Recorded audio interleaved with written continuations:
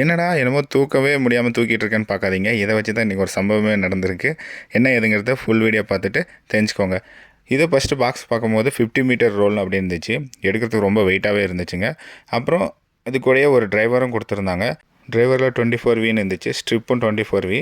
சரி, இதை வச்சு என்ன பண்ண போகிறேன்னா, இந்த ஒரு டிரைவரில் இந்த ஃபுல் ரோலும் ஆன் ஆகுதா அப்படின்னு செக் பண்ண சொன்னார் என் பாஸு. சரின்ட்டு டிரைவருக்கு தேவையான ஒயரையும் கனெக்ட் பண்ணிவிட்டு இந்த ஸ்ட்ரிப்பில் இருக்க ஒயரையும் ஒரு கனெக்டரை வச்சு கனெக்ட் பண்ணிவிட்டு ஆன் பண்ணி பார்க்கலாம் அப்படின்னு சொல்லிவிட்டு ஆன் பண்ணி பார்த்தேங்க. பிரைட்னஸ் ஏதோ நல்லா இருக்க மாதிரி இருந்தது.